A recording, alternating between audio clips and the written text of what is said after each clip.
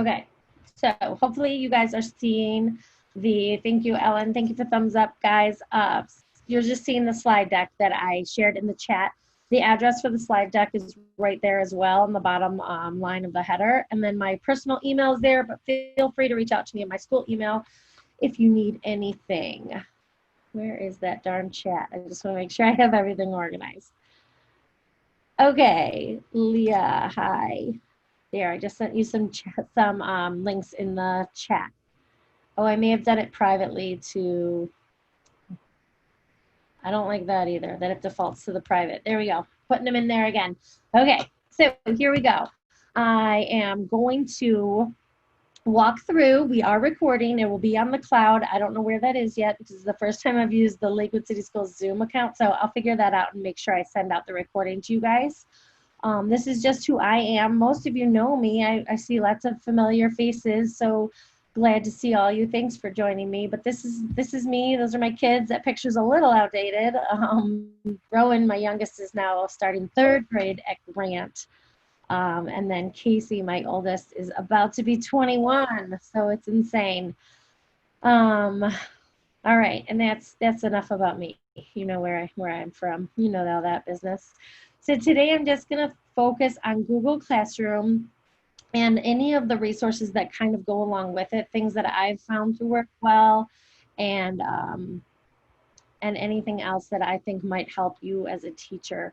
But again, stop me if it's something that you're confused on, if I go too fast, or if I make assumptions that are not nice. Like if I say like, oh, we know how to do that. If you're not sure, please slow me down or send me a chat. I won't embarrass you. You can send me it privately and just say, I don't know what you're talking about.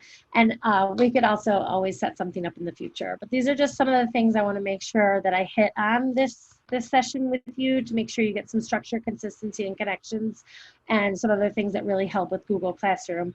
And there'll be a lot of resources for you, so don't feel overwhelmed by them. They're just there for you as like a toolbox. Like if you have one little like reminder, like, oh yeah, Jamie showed me that, I'm gonna go back to this slide deck. And then, you know, you don't have to use all of this, you don't have to use any of it. I'm just hoping that by sharing more, I will give you guys more support. So like I said, we're gonna go into a Google Classroom. So I designed one, and what Google Classroom does as a level of protection is they only allow people in the same domain for the education, Google Apps for Education it's called. So we, Lakewood City Schools, belongs to Google Apps for Education. That's why we have the @lakewoodcityschools.org domain address. So today when you log in, you're gonna need to use your personal, like my personal is Gmail, so it's @gmail.com. Use the personal one when you log in today. That just allows people from different districts to learn together, so that you'll never have to do it this way when you're teaching. But for today's lesson, for today's presentation, for you to be inside the same Google Classroom, you will need to use a personal. So we're going to jump right in, and I'm going to have you join the class. Now, the link is in the chat. It's a much easier way to join. It's brand new that you can join by link. They just released it last week. Before, you had to go to the Google Classroom page, hit the plus sign, hit join class, all that business, and then enter the code, right? But now, my screen just went black. Now, because I do have a code, but we don't need it, but it's not loading, so it doesn't matter. Now you can just join by link. So if that link's not working, I see Allison can't get it to work. The only thing is that you're logged in with the domain. So if you can't get that link to work, let me skip back. It's still asking you for a code. Okay, let me skip back and get this code page to load. It's like black, I don't know why. Let me exit and we'll see if that'll help.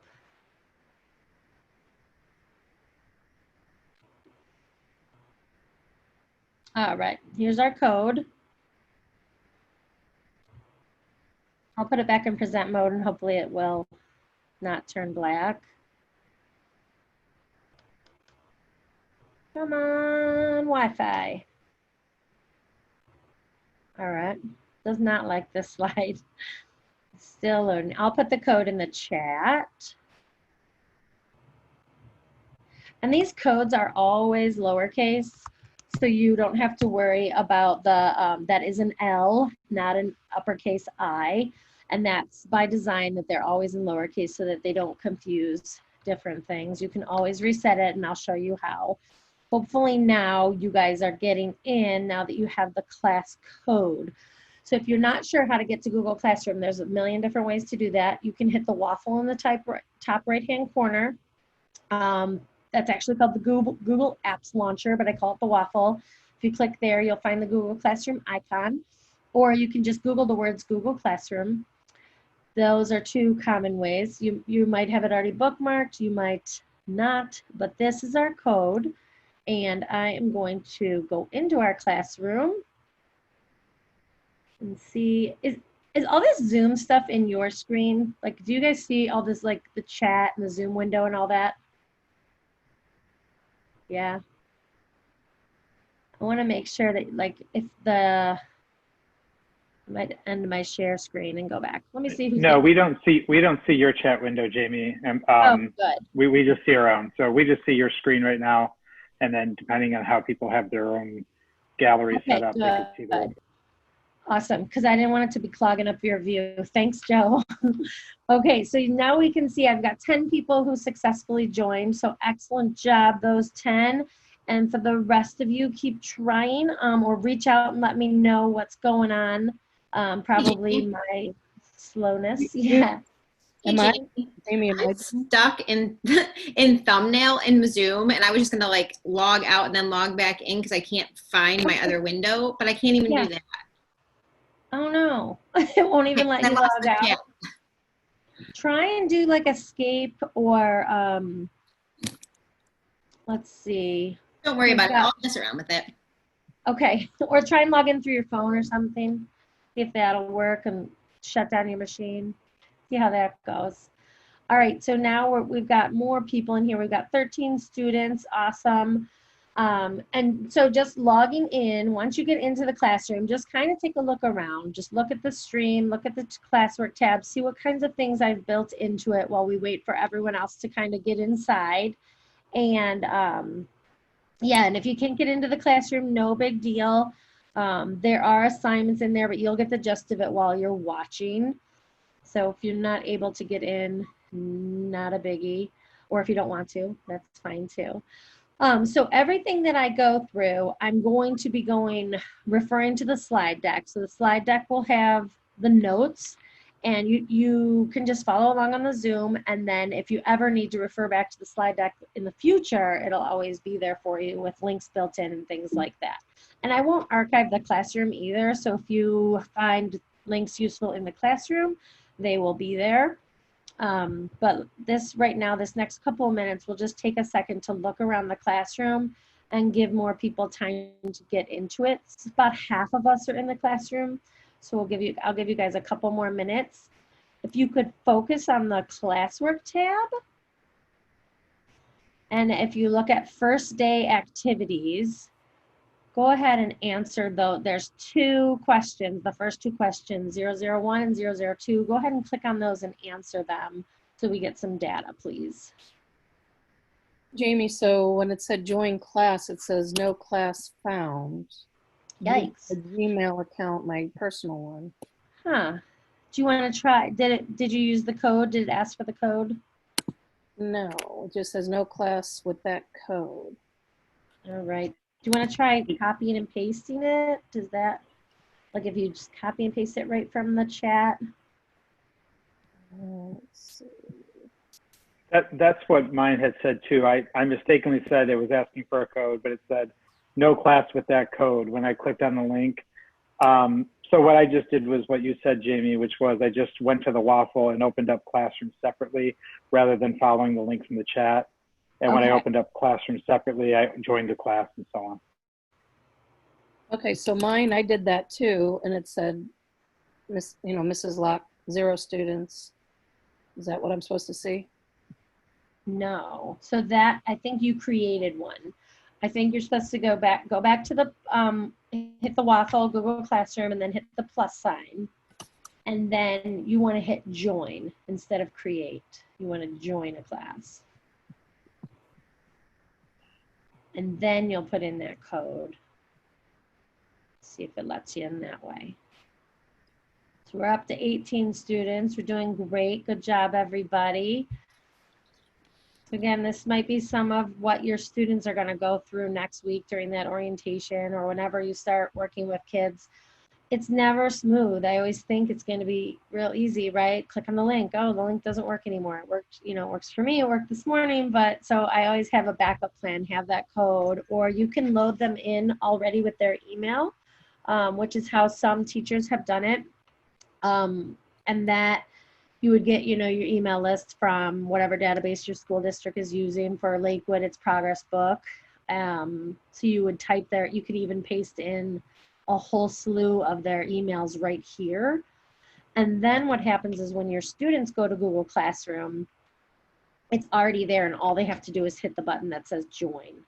So that's a pretty nice option as well. So you don't have to mess around with the code or the link. You can just add your kids in, and we already have our class lists, right? So we can just grab those emails, paste them in, and the students don't have to access their email to get this. All they have to do is log into Google Classroom, and then they'll be bounced into your Google Classroom. So, all right, we're up to 21 students. Good job, everybody. I'm going to go ahead and take a look and see how we're doing on those questions. So if you are just getting logged in and you're wondering what to do, click on that classwork tab at the top and look at first day activities. Answer questions 1 and 2, please. So I see 14 people have done it and 17 are still working. Awesome. I love that feature of Google Classroom. I love watching the turned in number grow and the assigned number shrink. This is always a great motivator to leave this on your screen so that the students can see that. Has no information, so no one can be embarrassed. If I would click here on view question, this is where you got to be careful because their kids' names are going to be on the left-hand side of who turned them in. So you can see turned in people are listed along the left-hand side. So you want to be careful when you're presenting your screen there. Also, I just learned this like 3 days ago. If I click on the responses, and I purposely chose the 3 people who love this tool because I didn't think they'd be embarrassed on that answer. When you click on the bar graph, it shows you their name.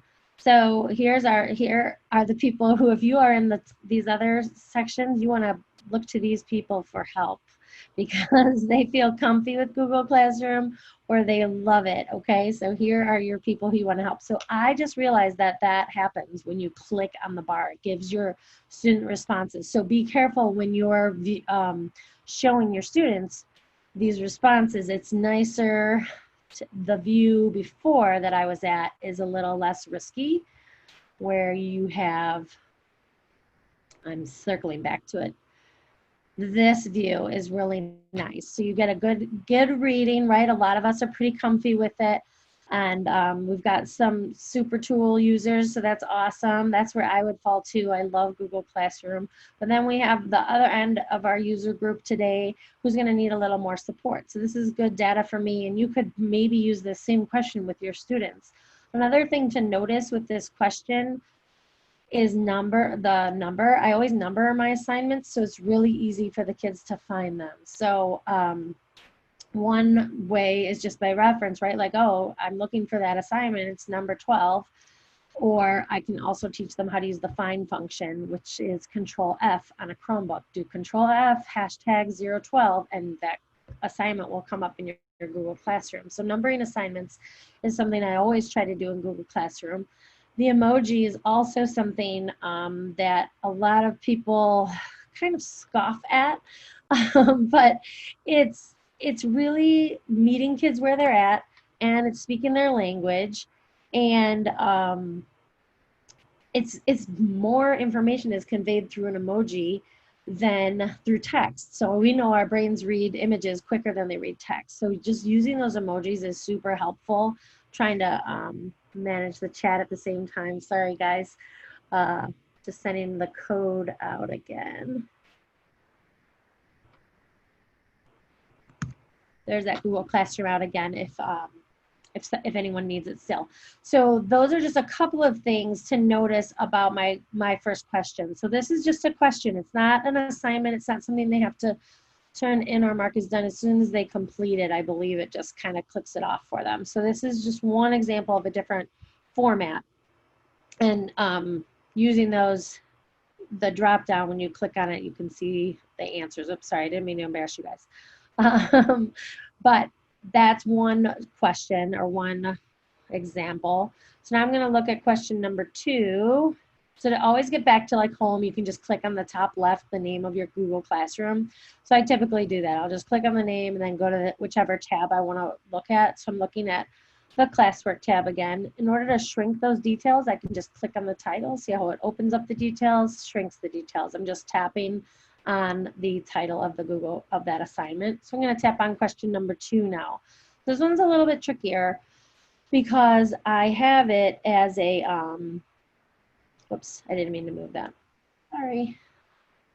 So I have it as a multiple, or not a multiple choice question. So it's a little different. One of the biggest drawbacks of Google Classroom, in my opinion, is that you cannot see the student view too easily. So I can't just toggle back and forth as a student to a teacher in Google Classroom. Now, luckily I have some children that I created and they go to our school district. So I typically put them into our classrooms as like my guinea pigs. And especially because I really just started using Google Classroom consistently last year when I switched to STEM at Garfield. Before that, I didn't really ever use it because I wasn't a classroom teacher. But when I first started last year, I was like always freaking out where, you know, because I couldn't see the student side. So I would always make my daughter Amanda or my daughter Ella be my like guinea pigs. Never ever would I ask my sons because it would not go as well. But my daughters were really good about giving me feedback. And they're like, no, that doesn't work. Yes, that works. And I could easily log in as them too. So what the bad thing about this is I can't show you where you're supposed to add your answer where it belongs, right? Because a lot of time people, they'll put their answer in the comments instead of putting it where the answer belongs. And I can't really show you that easily. I can show you that Holly and Laura and Jen and Barb and the other Jen and the other Jenny, like everyone here that I'm scrolling now survived. Hilarious, Barb. But so true. Everyone else, you guys put your answers where they belong. And it's not easy. It's definitely a tricky spot when you log in as the students because it just really looks like you should add it to the comments. So that's something that we have to teach our students for sure. And the only way I can think of doing that is to log in as a student. So you might find a student, you know, like someone that you trust in the district that would allow you, like your own kid, to use their logon, or we could reach out to Brent and get some dummy accounts, or whoever your IT is, if there's anyone in here not from Lakewood, just to kind of flip back and forth because it is a little bit anxiety provoking in the beginning. I've gotten over it, like because I've been using it for a little while, but that is, it's hard to find that like where you want the answer.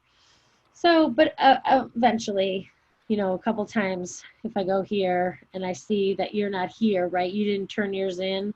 You got 18 versus 6. So the 6 people right here, Joe, Ellen, Amy, Pat, Rachel, Ann, or Patricia, sorry, and the other Patricia.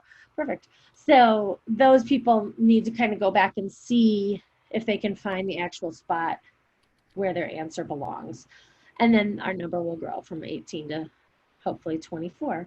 So that's just another example. Again, I numbered it. I put my emoji in there, and it's a different example. To create those, all I did was I was in the classwork tab. So the classwork tab is my favorite, and I'll show you how I make it the most important in my world.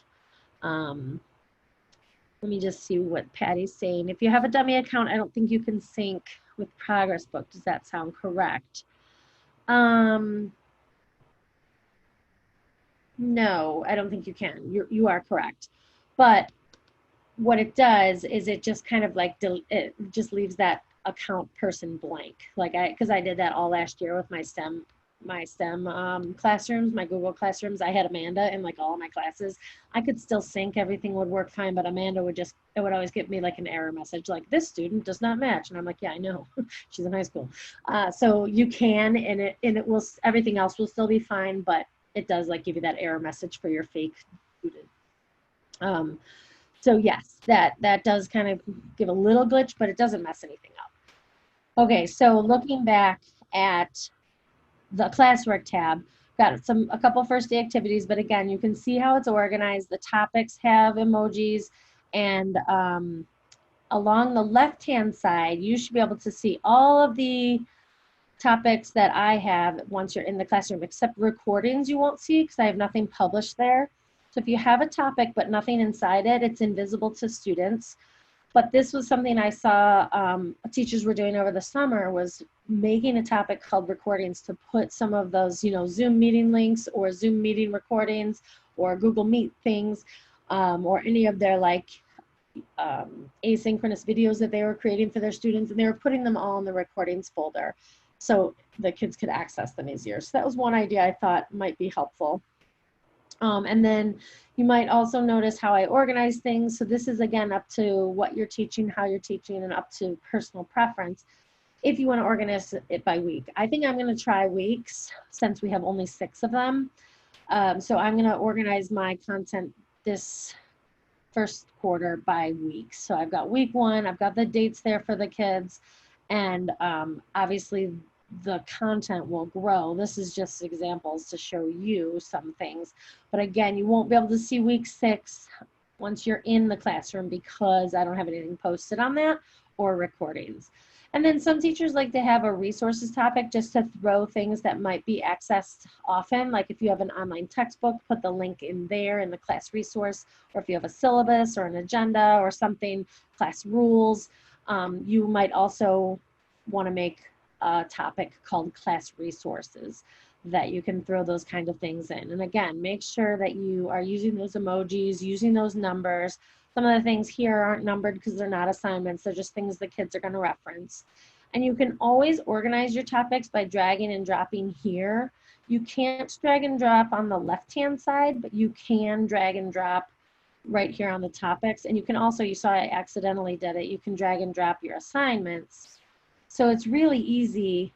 Sometimes when I'm building in my assignments and I forget to do the numbers, or I'm not sure which number I'm on, it's really easy to edit. You just hit those 3 dots, the invisible snowman, hit edit, and you could add or change the number there. Also, if you forget the topic, you can always change it here. So that's all really easy to edit. And if let's say I wanted to take this first day activity out and put it down into week 1, because maybe we didn't get to it on day 1, I can just drag and drop it in there. Much easier than going through the snowman, edit, and changing the topic. So you can just drag and drop assignments or topics pretty easily now. And like I said, in creating the topics, you can do here, create, and then hit topic.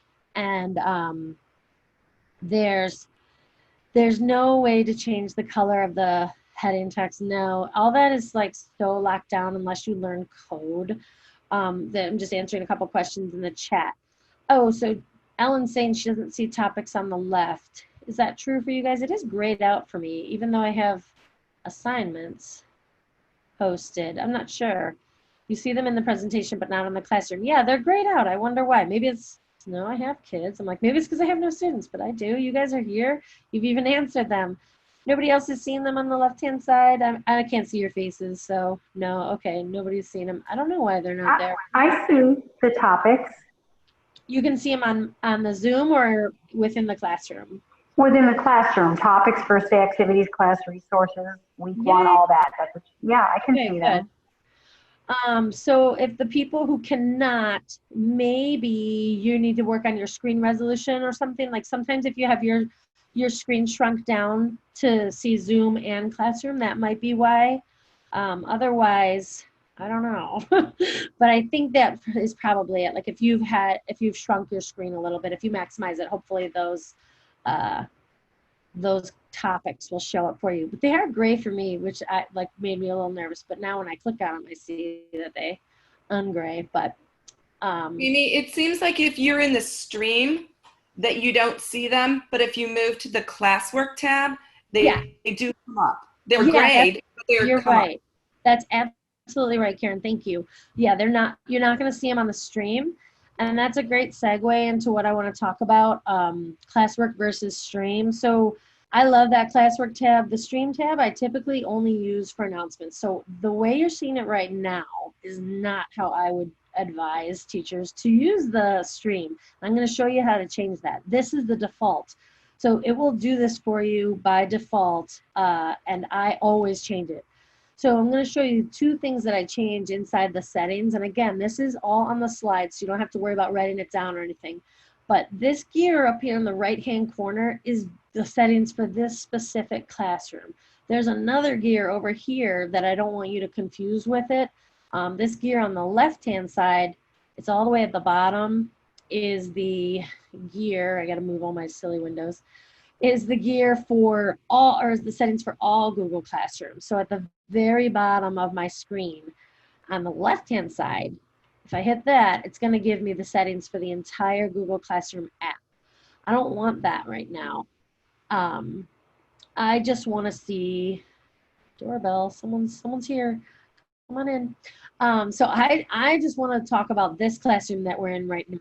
So that's the setting over here, the gear on the top right hand side. And when I click that, it's going to open up my class settings. So that's just this class. And you can change any of that information up there if you want. Again, use those emojis. It helps the kids. It helps you. This is where you can manage your codes. You can disable it or reset it here so that that's going to change that code and that link. You can display it from this way, but this is what I want to talk about right here, stream and classwork on the stream. So I always change these two settings. On the stream, I do not want kids to be able to post. And it's not because I'm a monster, and it's not because I don't love student voice, right? I do, but it just gets so messy. And then you have people scrolling and scrolling and scrolling, trying to find things. Even if you teach them to use Control Find, they're still gonna scroll, scroll, scroll, and you might find yourself scrolling and scrolling. So if you choose students can only comment, it will eliminate a lot of that scrolling on the stream. So it'll really condense your stream to just announcements that you have posted as the teacher. Students can still comment, but they can't create their own posts. So I always change that, and I always change this one as well, classwork on the stream. I turn it to hide. I don't want classwork on the stream. I only want classwork on the classwork tab. So those are my two big tips for the class settings. I always change them from the default to organize my classroom better. Like, I am not the most organized person, so I need all the help I can get. And these two features really do the job for me. So another weird thing about the classroom settings is you have to save them up in the top right-hand corner.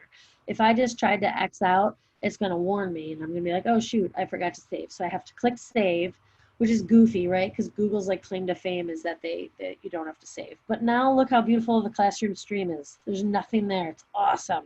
So clean. And if you try to post on it, you can't. You could comment on something that I posted, right? Hello, all you learners. So I could just post that as, you know, a quick little thing. And now you as students can comment, but you can't create your own post and make a mess of our classroom stream. So I always change those settings. And again, our classwork is the same. The classwork tab is still nice and organized with our topics, our numbers, our emojis. So I can tell the kids easily where to find that, because they will look on the stream. But if you only keep it on one spot, on one tab, it's the only place they can find it, it'll make them more efficient. It'll make them more organized. So that's a big tip that I always like to share. So those are the two things on the slides. I'm going to flip back to those for a second to make sure that I'm hitting everything.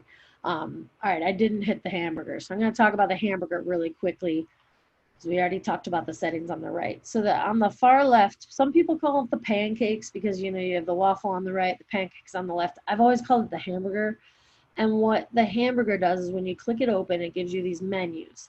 So the first one is classes. If you hit that classes one, it's going to bring you to the Google Classroom home. So that's going to show you any of the classrooms that you are either a teacher in or a student in. And from that menu, you've got some options. You've got your 3 dots, the invisible snowman. So here's where you can move these classrooms. You can drag and drop them too, which makes more sense to me than using that move feature. You can copy the invite link from here, which is really nice and handy. You can edit the whole classroom, which just brings you back to where we just were, the classroom settings. So it's like just those individual little things that you can also access through the class settings. And then you can archive your class or copy it. So copy is like my favorite because I teach quarterly, right? So at the end of first quarter, I copy my classroom so I don't have to set it all up again. So this might be helpful for you guys, some of classroom teachers at the end of the school year, to copy it for the next year. Of course, we're always going to update and make changes and fix things, but that copy like just brings the bones of your classroom. So it does always set everything back to default, and it doesn't bring any student information with it. And then you can archive old classrooms. You never want to delete them because then you can't reuse posts or reuse assignments. So you always want to keep them in that archive folder. But one funny thing about archiving is if you add a teacher, like a co-teacher, and they archive your class, they archive it for everyone, not just them. They archive it for you, for all the students inside it.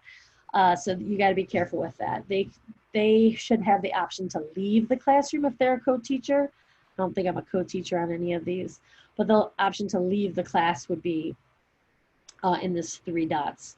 So they should always leave the class instead of archiving it. Oh, unenroll as if I'm a student. So that is just some of the things you can do from this menu. Mostly, I think people just like to organize from this menu. You've also got quick links to the gradebook or the Google Drive folder, because every Google Classroom comes with a Google Drive folder and a Google Classroom. So if I were to click on this link, it's going to bring me into the whole application of Google Drive. And what Google Classroom does is they create this folder in your Google Drive called Classroom. And then inside that folder, here's the Classroom folder they created for me. They're going to put all the classrooms that I am enrolled in or a teacher of. And here's ours right here. So you can see all the assignments and all the folders. If I would go ahead and click into this, it's going to show me nothing probably because nobody's done it. But it'll show me individual student data too. So each classroom has a Google Drive and a Google Calendar. I typically don't go into the Drive. It's just reassuring to me to know it's there. And I don't typically ask the students to do that either. But again, it's just reassuring to know it's there for them too. So if they absolutely can't find something, they can always go to their Drive and use the Find menu there. So Hamburger, that's pretty much it. The to-do and the to-review, so the to-do list is if you're a student. You can see right here, I'm a student in these 2 classes. So that's my to-do list, like my assignments. So you can teach your students how to use that, but it's not very useful for you as a teacher. But the to review is useful to you as a teacher. That's where you're going to look at work that's been turned in that you still need to review. So I'm teaching these 2 classes, and maybe there's some assignments that I need to review. Again, the bottom the bottom settings is different. This is going to change everything for your whole Google Classroom, all of them, the ones that you're a teacher in. So some teachers are super creative with their profile pics. I'm like super boring and leave mine the same all year. But I've seen some teachers where they're changing it like every week to keep the kids really engaged. You know, they're excited to see what you're going to change your profile pic to next week, or some teachers match it to whatever they're teaching. If they're teaching, you know, a certain book or a certain theme, they might like dress up like that. I'm not that creative, but I have seen some teachers get really creative with their profile pic because it's super easy to change. You just click here, upload a pic, change, done. I've also seen teachers take a picture with like them and one student, or make a collage of them and one student, and like each week that student's hosting the classroom kind of, and their banner is the art. I'll show you that in a second as well. So that's kind of creative. Definitely more like for the younger kids, I would think that would be more possible. A lot of work for middle school and high school teachers to keep up with that. This notifications is pretty important. Nobody wants to receive all those notifications, believe me. When I first started using Google Classroom, I thought I did because I was nervous about what kids would write. But, you know, if they are going to write something terrible, their name is right next to it. So it's kind of like shooting themselves in the foot.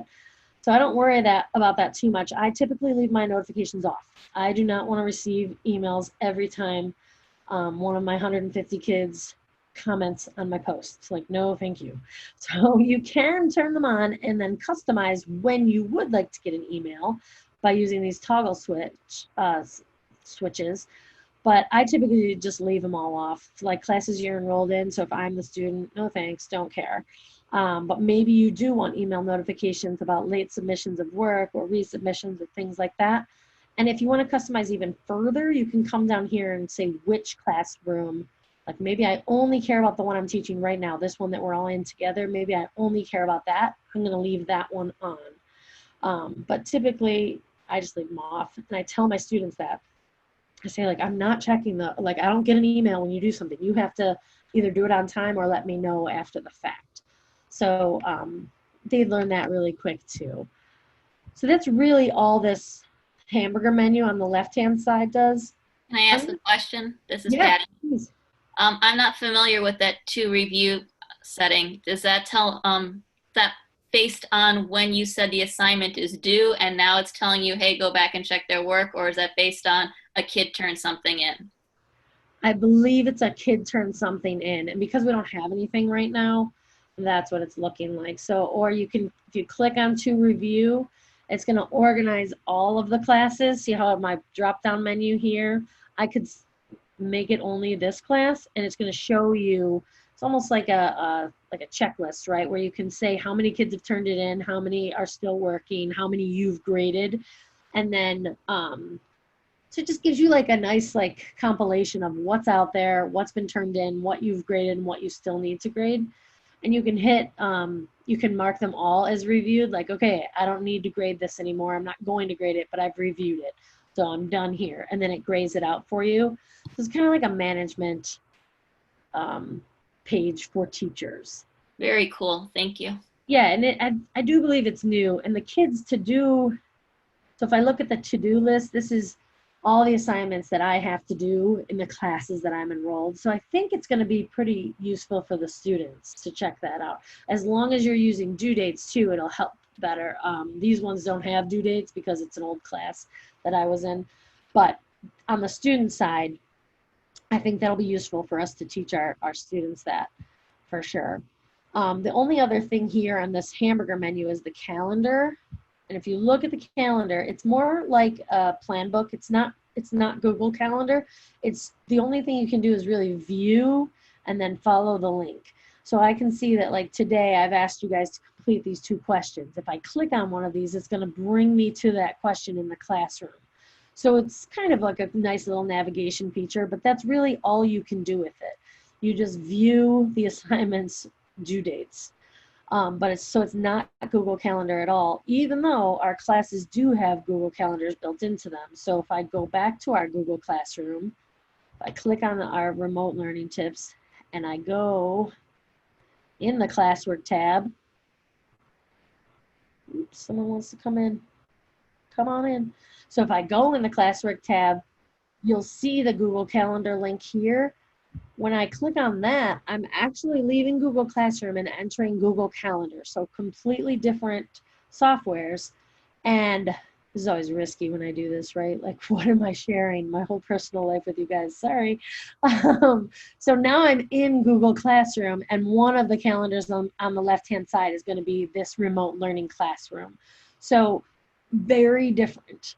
This is huge, right? This encompasses all of my calendars, where when you're looking at on the left-hand side at just that little bitty plan book, it's much more manageable, but has no features. All you can do is just link and view. So you can't create an assignment or create a due date or modify. You can't do any of that from here. It's just kind of like a little plan book. Jamie, if I'm a student, is that calendar just the class I'm in, or will that show my other classes too? That's just the... It will. It will show, yeah, it will show everything. So all the other classes will be color coded, right, to a different color. So I don't have anything else in the other classes that I'm a teacher or a student in, but if I were to, I was gonna see if there was another classroom. Let me see if one of my old classrooms,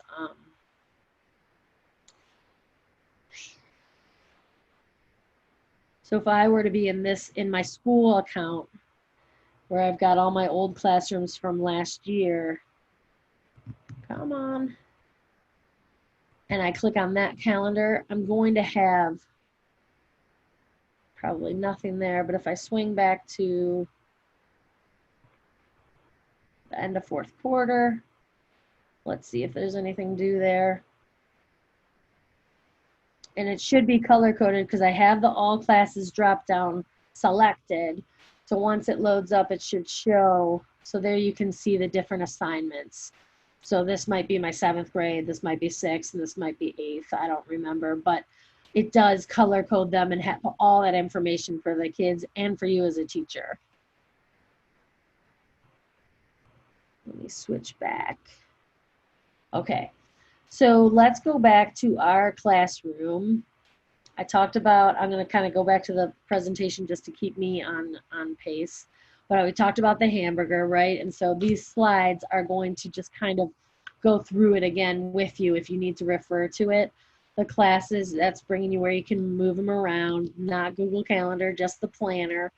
And then this to review tab and the overall classroom setting. So changing your profile pic if you'd like, or changing those emails that can be like super annoying.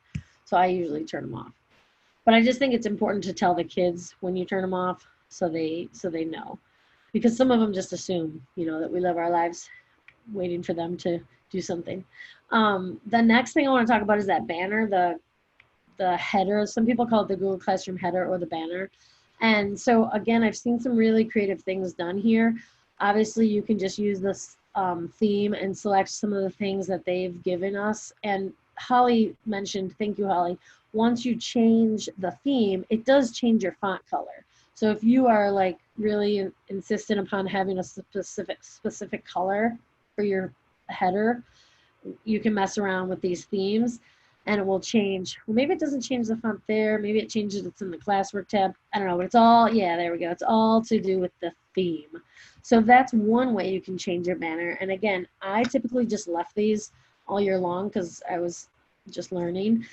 But I've seen some teachers get real creative with these where they, you know, either upload a photo of their classroom or all the kids in the class or themselves with the Bitmojis. I've seen that, people going wild with those. I think it's really cool when we let the kids design it. So I've made an assignment for you. I'm going to give you guys some time to do that right now. So it's under week 1. Remember, I moved it. It's assignment number 3. So I'm going to model it first to show you what I expect of you, right? You're going to click on this assignment and you're going to read the directions. That's always the hardest part for the kids, to read the directions. They just typically click, right? They're just like click, click, click. They don't read. So I always model reading the instructions. What you're going to do, I'm going to give you 3 minutes, maybe 2 minutes to just create a banner for your Google Classroom. And so this is something that I plan on assigning to my kids. I'm going to have one and they're all going to collaboratively decorate it. It's going to be a complete like crazy house, right? Because whenever you let all the kids in on one document, it's pretty wild. But I'm going to give it a shot because I think they'll like it. So that's what I'm gonna actually not give you guys that wild opportunity. I'm just giving the link again in the chat for the people who have just joined us, and I'll get that Google Classroom code because I just reset it. Sorry, one sec. Where is it again? Settings. Invite code. Copy. Okay, here comes that classroom code for new people. It's that LHE. It's not an I, all lowercase. All right, back. Going back to our assignment 003.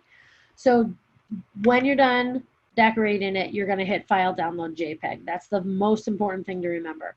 When you open it up, it's going to open up a Google Draw template. Everyone's is going to look like this. If you want to customize the background, you're going to use that 2-finger snake bite on your trackpad. That's like a right click. So it's 2 fingers at the same time and you bite down.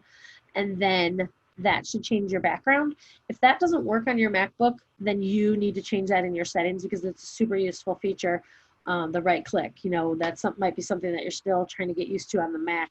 I know it was really hard for me to move from PC to Mac, but 2-finger tap on the trackpad is the snake bite, and then you can change the background color. And then you can put in some of the you know, images or Bitmojis. If you have your Bitmoji extension loaded, you could do that. You could add in some shapes. But basically, or you can add in text. I just want you guys to practice this. Doesn't have to be anything big. And then the biggest part is doing the file download JPEG so that you can upload it to your classroom. So I'm going to give you guys a second to just kind of create something. I'll give you 3 minutes, and I'm not only doing it for you to create something, but I want to show you what it looks like when you turn an assignment in and how you can grade it and how you can use the comment bank and things like that. So I'm going to put on a timer for 3 minutes, and I'm going to watch, again, I'm going to watch this one turned in and 24 assigned. I'm going to see how many of you are completing the work and turning it in. There is a place on your side where you have to click submit, and it's going to automatically turn that homework in because I assigned it that way for you.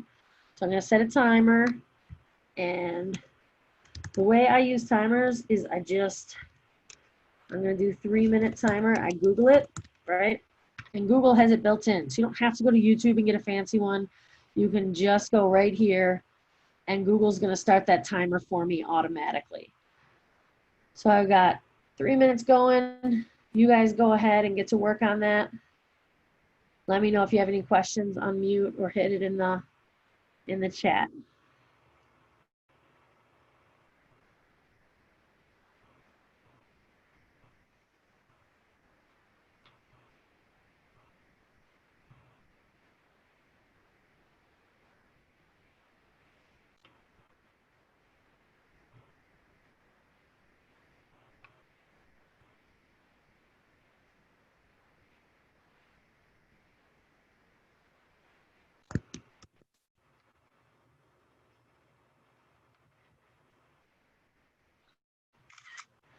I just took our picture.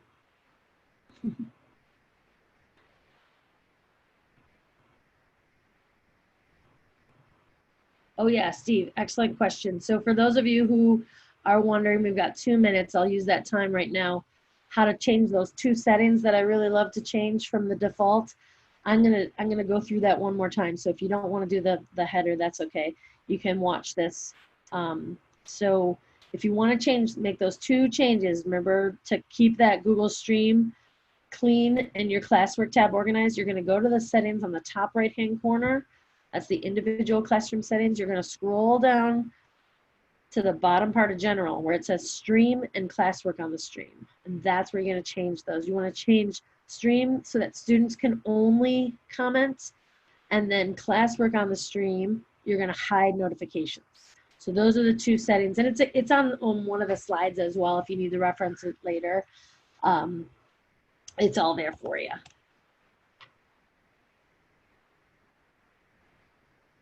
All right, our timer's probably about, oh, we got 1 minute.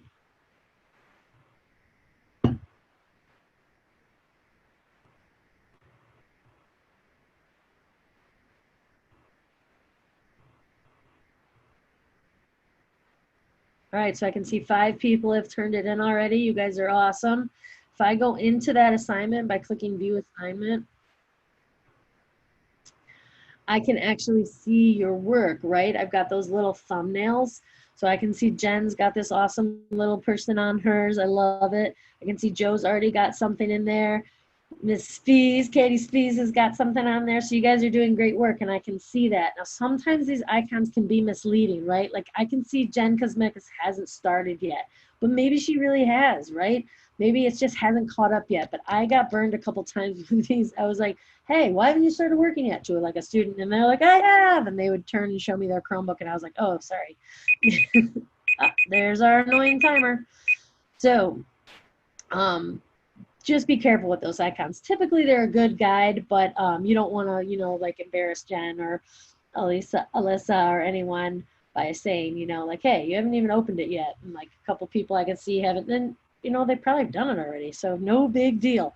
But what I wanted to show, and so thank you for some of you who have turned it in, is now that I have some work here, I can assign grades really easily off to the left. So if I want to look and see how Lauren's is doing, when I open this up, it's going to show me their actual work in real time. It's going to tell me if they turned it in or not. Those are just the, you know, annoying pop-ups. So right up here, it's telling me that it is turned in. If Lauren hadn't turned it in, it would just say assigned, right? And if I had graded it, it would be changed to graded. So you can sort the users here, your students here too. A lot of different things you can do to navigate this and make it easy. But like maybe I want to give Lauren her grade, tell her great job. I can do it here in the private comments. Now on my MacBook, I always use the shortcut to get the emojis. It's spacebar, control, command, spacebar. So it's like all the way on the left-hand side, and it's 3 keys at once, control, command, spacebar. And I have a slide about it. So I'll show you, but I always just use the emoji shortcut to get that up. But if I just want to tell Lauren, great job, and give her that gold star, I'm going to post it, and she's got that now. If I don't want to comment individually, I can use my comment bank. Now it's empty because I typically don't use my personal email account to teach. So, but I could add some of those pre-made comments with the emojis in them and everything in here so that I could just copy them. So you might have your go-to comments, right? And then you have them all added in.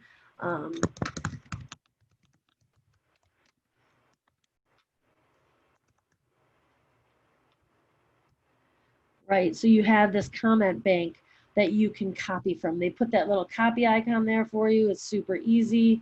You can just copy it, go back here to the grading, and then use your paste shortcut, Command V on a Mac, and paste it in so that you give that nice feedback to your students.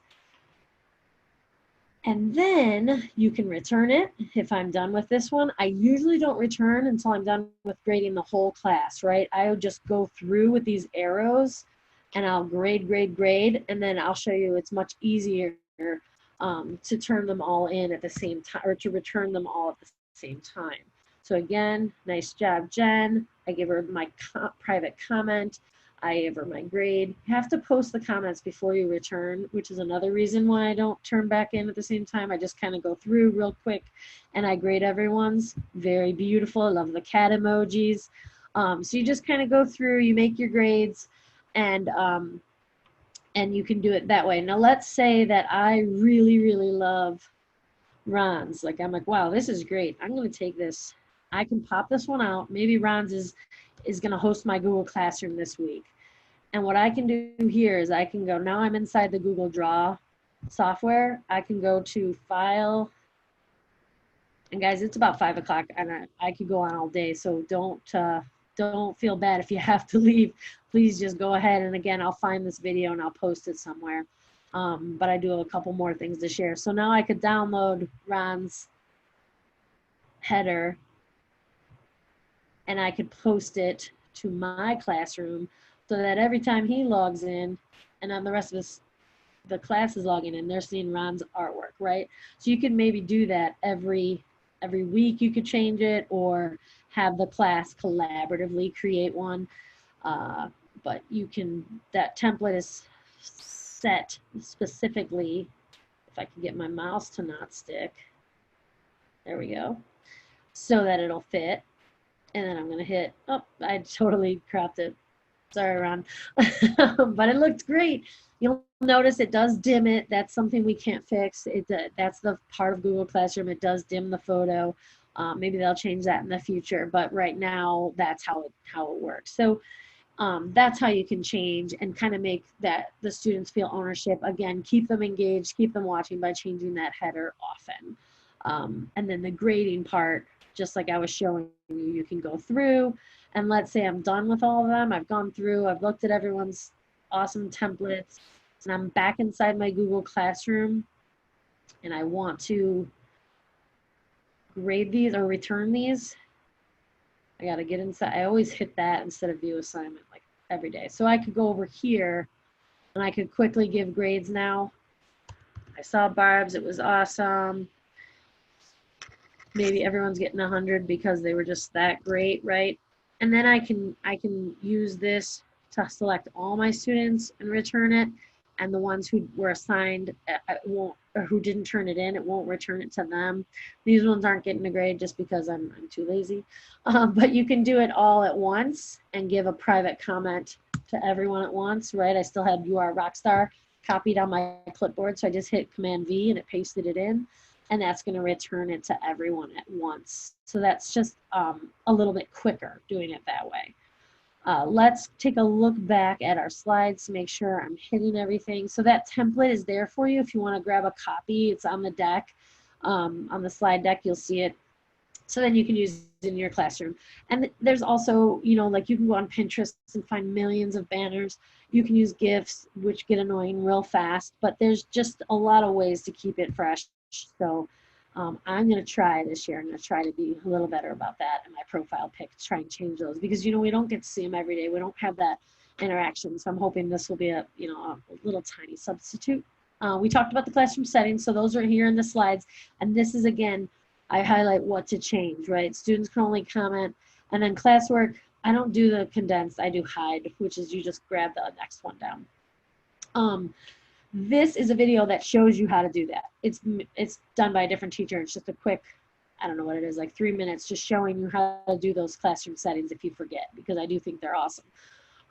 Guardian summaries, that's so if you look at your Google Classroom and you go to the People tab, this one, we are all adults, so we don't have it. But on your Google Classroom, it'll say guardians here or invite guardians, and some of your parents' emails might already be in there next to their students. That's awesome. I think that those guardian emails are amazing. As a parent, I love them because they help me connect with my kids, and not only like to keep on them, but like just to talk to them about it. Like some of my kids, I don't have to talk to them about school. They'll do fine. But some of my other kids, if I don't talk to them about school, they're not going to do anything. So some need reminded, some I just want to talk to them about it, right, and connect. So those guardian emails are awesome. And I believe, like me as a parent, a teacher didn't invite me. I just went to the Google Classroom page and I was like, hey, if my kids, if they have it, I want to be invited. So now from now on, anytime any of my kids that have that Lakewood City Schools email, I've signed up for all of them. So like if Amanda's teacher this year, she's taking, I think she's only taking art at the high school this year because that's all she has left. That art teacher, once she generates the Google Classroom, my email will automatically be added to it. So parents only have to do it once in their child's like whole education with Google Classroom, and it'll do it every single time, every single classroom. So hopefully we can get the word out about that and having parents add their emails so that we have that support there. You just get a weekly email either every day or every week. I choose every week, and it's nice. So those are awesome. Make sure you're utilizing those if you can. We talked about all that stuff. Just kind of skipping through. Oh, reusing posts is really great if you're not doing that. That's on the stream. So if you go back to the stream and you see that those arrows, right, the reuse posts. So not only can you reuse any post from this classroom that you're in, but you can go to other classrooms that you've been a teacher in and grab posts there. Now I don't have anything here because, you know, this is my personal account, but I can go and grab any announcement that I've made in the stream and I can reuse it. This isn't a very good example because there's only one, but it is a helpful, efficient tip. Also, if you're sharing something with one class, you want to share it with the rest, just hit that little shark tooth right there and share it to all the classes at the same time.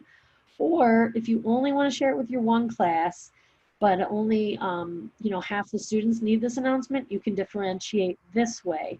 So you can select, maybe there's just a couple people who need this announcement, you can do that there. And you know, obviously once you choose one class, you can differentiate the students, but once you add a class, you can't differentiate anymore. It's going to go to all the students. So if you do more than one class, you lose that option. But if you only are doing one class, you have the option to choose which students it goes to. So that's a nice feature. And then in classwork, there's a similar feature. When you're hitting create, you can reuse a post. So again, in here, it's not going to make much sense because I haven't done anything, but in this other classroom, Maybe I want to ask you guys how many years you've been an educator. That was something I asked a bunch of other teachers that I was working with earlier this summer. Maybe I want to ask you guys that question. So yeah, I'm going to reuse that question. It's already all set for me. I can edit it with, you know, my like emojis and questions or my numbers, right? I'm like 9, and I can do all of that and send it right to you. So now I didn't have to do much to add that activity, right?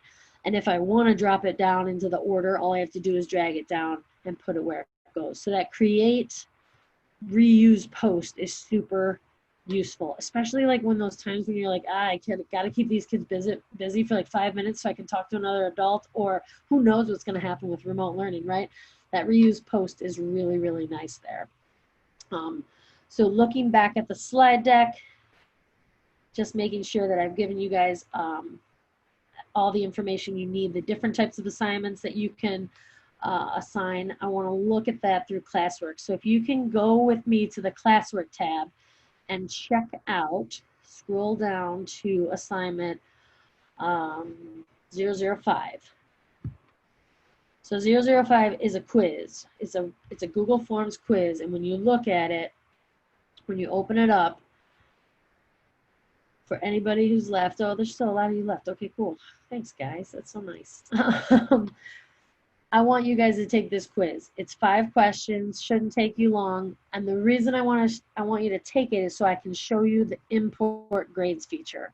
So go ahead and navigate to the classwork tab, open up this quiz, and take it real quick for me, please. I'll set a timer for 3 minutes again. And when you're taking the quiz, you'll notice some of the features that are built into that Google quiz that I made for you. I don't want that annoying one. There we go.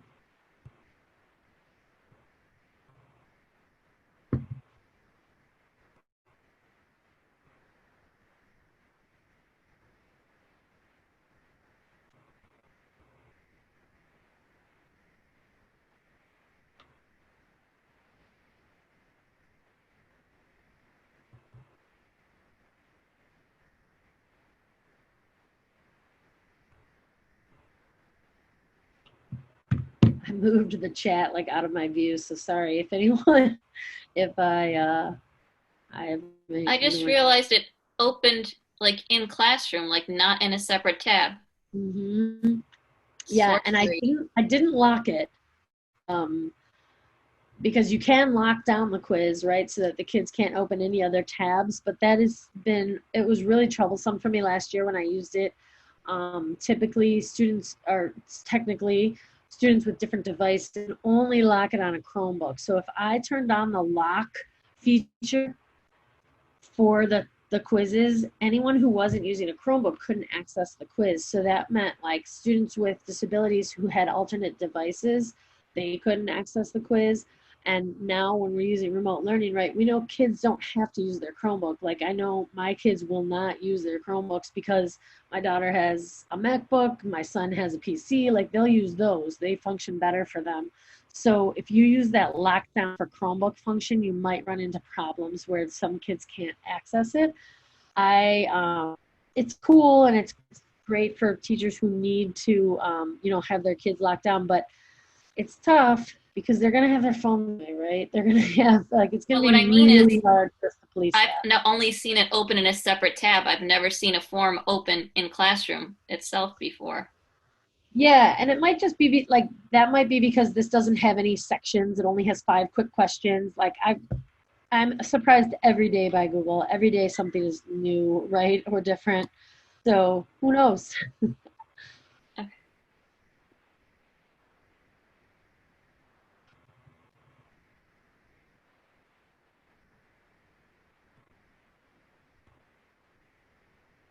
Steve asked a great question. Can grades transfer from to Progress Book? Yes, that's exactly why I want to show you guys this, because it was such a time saver for me last year. The quiz is under assignments. I think it's assignment number 5. But if you haven't found it yet, it's under. Let me get back to it. Move all my windows. I'm going to turn the timer off. You only have about 10 seconds if you haven't gotten there. Yes, assignment number 5. So if I go into our assignment and I look to see how we're doing, student work. All right, so I can see 16 of you have turned it in, 10 are still working. That's okay. Oh man, I don't have the import grades set on this. Darn it. I'm going to show you what it looks like. Usually it'll say import grades. All right, I'll show you really quick how it's done. So what I did, I went to classwork and I did a quiz assignment. What it does is it imports that, it gives you a brand new Google form. And you might be like, oh my God, I don't want to create a new Google form every time. Neither would I, believe me. So a cool feature that they have is import. You can bring in any quiz that you've made before by hitting this import button.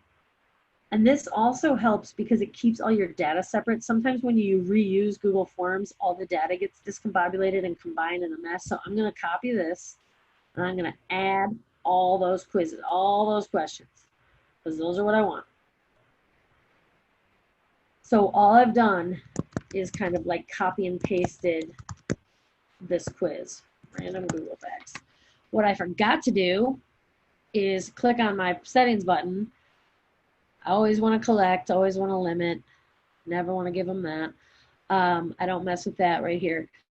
The import grades, gosh, get everything out of here. Oh, it looks like I immediately, it should have been okay. Let's see what I did wrong. Everything looks good here. We're just gonna leave it called you. Once you close that, it catches up. I don't know where that import grade button went. Maybe that's the problem. Maybe if I would have created a new form here, or if I add it. Sorry. I'm learning as I go. Let's see.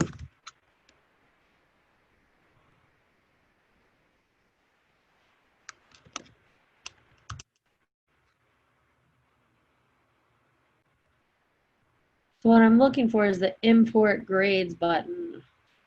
That's the like money maker, because once you get it to import your grades from a Google form, making sure it's not on this settings, that's how you can sync with Progress Book. So it's like such a time saver. It's not there. Like I said, Google changes things every day. If I go back, I'm gonna close this out. I'm making you guys dizzy, I'm sorry. Jamie, is it because we're not in Progress Book? No, I don't think so. Because this is like a total Google Classroom thing. Where did I put it? Where is that? There it is. Because Google Classroom usually imports the grades right into it. It usually says import right here. And I can just like hit the button and they all populate all down the left-hand side. So they would just import to Google Classroom first. And then you have to return them and then sync with Google or with Progress Book, but it's not letting me do it right now. So it may be because I'm on this like personal one and not the school one, the Google Apps for Education one, because I've never seen it like this before. Hey, So Jamie. yes. I've heard that it won't do it if you have classes grouped together. Is that true? If you So like I have like several different sections of EL, but they're during the same class period. So I always group those classes together so I don't have a million classes in my Progress Book. I don't know. That's a good question. I am able to do it. I have 6 classes, but I keep them all separate, and I'm able to sync real easily. Well, I was in May, right? I haven't done it since, so who knows? But I know that when I was using Google Apps for Education in a different district, I was helping a different district train. It works like a charm. Like, it's beautiful. But since I'm in this personal one, I think it's limited. So I could fuss with it and waste everyone's time, but I'm not going to. But we can look into it. I can look into it and get back to you guys if you're very interested in knowing how to do the automatically graded quizzes. It is a lifesaver, like total time saver. And so I'm sorry I teased you with it and it didn't work. But I think that's why, because I'm on the personal one and not the student one. So I can still show you your responses and how it looks. But there's typically like this nice button that says import grades, and it brings them right into Classroom. So I wouldn't have to look, right, and like say like, okay, I could do each question and see how people did. Like 16 people responded, and I can see how many got it right and how many got it wrong. And so I could go through all that data, or I could use this Google spreadsheet here. I typically don't do that. I don't download, I don't do all that. I just import them. Like there's that magic button that allows you to do it, but it's not showing up on this domain. So I think that's why, because it's not a Google Apps for Education domain. It's just my personal account. So that's kind of a bummer, but I can see, you know, how everyone did. Maybe because I didn't have them. It doesn't matter. Sorry, guys. I'll get stuck on it. But you can see that you were given feedback for every answer. There was an answer key. If you looked at view score, you got to see where you went wrong or where you didn't. And then there was some feedback there for each question. The feedback was always the same, whether it was correct or incorrect. And some of the feedback, you know, allows you to give a link and you can follow that link. So Google Forms is another, like we could do a whole class on that because it's so huge, but it's so great. And especially like for connecting with our kids, there's other uses than just quizzing them. In the, at the end of this presentation, I'm going to kind of skip forward and show you guys, because it is getting, I got to go to yoga with Amanda. But slide 42 will give you those emoji shortcuts. So like I said, on the MacBook, I'm always just hitting Control Command Spacebar. And for a long time, I could not remember that shortcut. So I actually took a piece of washi tape, put it on my, or masking tape, put it on my MacBook and wrote it on a Sharpie, like Control Command Space. So that way I could memorize it. I also have the Resurrect Tab shortcut on my washi tape. That's Command Shift T. So when you close a tab, and you're like, oh no, I needed that. Like, so if I would close out of this right now, I just have to hit Command Shift T and it's going to open it right back up again. So those are two shortcuts that I'm constantly, you know, I'm trying to remember those ones. So the emoji, Control Command Spacebar, and then Resurrect Tab is Command Shift T. So those I have written on my MacBook on a piece of tape because for some reason they didn't stick into my head. The lovely Verna Ann taught me that trick to put the shortcuts on your MacBook until you remember them and then replace them with new ones. So you might want to do Control X for cut and Control V for paste if you're still working on remembering those ones. And then Control Z is always a good one for undo. But that slide right here, as soon as it loads, will show you some good ways to use emojis. I personally think that the Control Command Spacebar is the easiest, but that's one more thing that is on here. Scrolling kind of through, there's more options for you. The mobile version, if you haven't ever checked out the Google Classroom mobile version yet, do it. It is awesome. If you don't want to use your phone, maybe there's a school iPad somewhere that is sitting around not being used. I know we have a lot of those sometimes. So maybe grab an iPad from the library and use it because the mobile version of Google Classroom is awesome. It's great, especially for elementary. It has the student selector, so the old popsicle sticks with the name on it and the tin can, that's built in. It's only available on the app though. And the annotation features and the camera features are really easy to use on the app as well. I would highly encourage you to tell all your students to download the app because we know all the kids have phones, right? So if they download the app, it's just easier for them and it's more friendly to them than their Chromebooks. So they can do their homework right through their phone. They can do a lot of the annotation and the photos and videos right on their phone. So that's really easy. I do a lot of the grading on my phone too, typically, like when I'm waiting for a kid to be done with practice or at the dentist or something, I'll get a lot of my grading done with my phone. So that's another tip that you can use. These are some tools, online voice recorder if you want to do an audio message, or there's dictation built into our MacBooks. It's really easy to use. And then same thing for video. If you want to do a quick video for your kids, these were super helpful for last spring. Some of my kids' teachers used the videos where like every Monday they would do a video, and it would just be like, hey, here's what you're doing this week. It's so good to see you again. You know, so those were really nice. I know my kids appreciated those, and I appreciated them as a parent. There's just a couple more slides that talk about different ways you might want to organize your topics. Some people organize them by content. Some people have a today folder. I could like never keep up with that because you'd have to change it so often, like every day. But that's how some people really like to do it. Some people like to have a different Google Classroom for each subject. So if you're an elementary teacher and you want to have a different classroom for each subject, some people like that. Just don't forget that those topics are invisible for kids until you publish, so you don't have to worry about like building your classroom out weeks in advance. It's okay, they can't see it until you publish a post. And again, using those icons and emojis. And then like the rest of the slideshow has just like a ton of resources in it. This is a link to Slides Mania, which is an awesome website. It's somebody, I don't know who it is, but they're amazing. They build these Google slide decks, and they have all the links, and they're like templates, and all you have to do is open it up. You get a copy, and you just like fill in the blank, and it does all the magic. So there's a lot of them in there.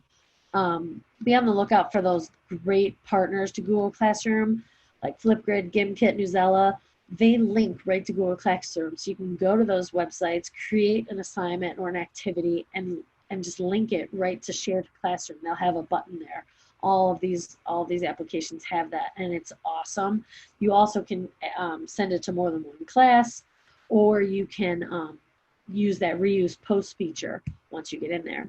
This is another great tip that I teach my students and I use myself, again, that dictation. So if you want to use the dictation to get something, if you're driving, or if you're just faster with the speech than you are with the typing, using that Google Docs voice typing is awesome, and the kids find it a little less threatening too. You don't have to use a microphone. The microphones built into the Chromebooks are awesome. So this is just another tool that the kids all have. Here's a link to some parent training if you have parents who really want more information. This is all on Google Classroom, and it's always updated. I was going to give you time, but I'm not. We don't have enough of it. I'm just kind of scrolling through. If you haven't seen Jamboard, it's a great site. We just opened it up in our Lakewood domain, so it's a great tool to play with. I don't want to keep you guys, but on Thursday, if you come back when we do the primary one, I'm going to talk about Jamboard a lot. It's not only a primary tool. I just ran out of time with my big mouth, so you can check those out. They share exactly like a Google slide. So if you assign it through Classroom, either you can have all students work on the same jam, or they each get a copy of their own, and it depends on what you're teaching as to how you want to share it out. So there's some information on Jamboard too. Epic is the best for anyone teaching, I think, up to 5th grade. If you're teaching below 5th grade, you definitely want to make yourself a free Epic account and get your students access to 40,000 amazing books, trade books, nonfiction, audio. It's all there, and it's all free for teachers and kids. So make sure you access that and share that out with your kids and your parents. These are just some more sites to kind of put on there for those kids who are like always done, right? And they always need more. Their parents are like, we really need a little bit more for our students. Here are some great sites that you can share. Don't be afraid of YouTube. When you post a YouTube video in your Google Classroom, it safely shares it just through the Classroom, just like Patty was saying with the form. It keeps you in Classroom, so you don't go out to that big bad YouTube, right, with all the comments and ads and things like that. It'll just share it small in your classroom, but you can always make it full screen, so don't be afraid of YouTube. There's some kind of to-dos and not to-dos for asynchronous and synchronous learning. And then there's also a link for this new resource that was just opened up by Common Sense Media. It's called Wide Open School. Another good thing to share with parents to help them find some coping mechanisms and different things that might help with the online learning. And then for those social emotional days that we are working on with our students, here are some ideas for that. If you click on this link right here that says why check in, it's going to bring you to a Google Doc or Google form, excuse me, that we were just like similar to what we were just in. And you can just copy and paste these all, you know, it's just checking in, let the kids know you care, ask them how it's going. So this is one way you could do it. And I just like that there's like questions here, like, what are you creating this week? You know, like that's a very non-threatening question, right? So I think everyone could answer these without feeling too uncomfortable. And that is a Google form, but there's also a stress check this way. You could have them give you a number, or you could look at the internal weather, like how are you feeling today? You feeling sunny, partly cloudy, stormy, windy? So there's a lot of information here for that social emotional learning too, and these all link out to copies that you could make. And there's some more slides, templates, and things going on, passports for virtual field trips, great tools. Edpuzzle will help you like kind of chunk your videos, because research shows after 3 minutes, kids stop watching. So if you have a 3-minute video, you might even want to chunk it down to 1 minute each with this tool called Edpuzzle, and it'll give kind of questions in between. Flipgrid is amazing.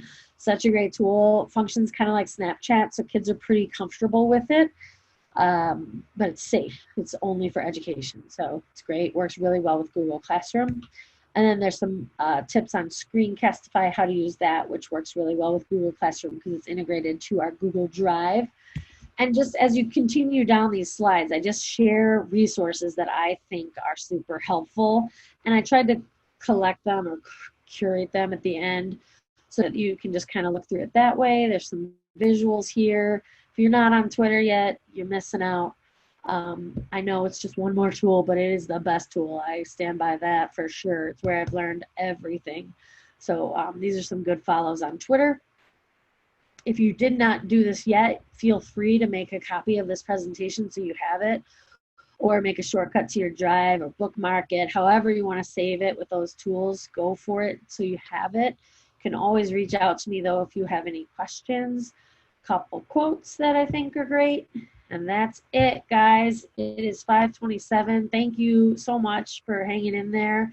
And, you know, if this was useful, we can do it again, or, focus on Google Slides only or Google Forms only. There's just so much to share. So if you need anything, please let me know.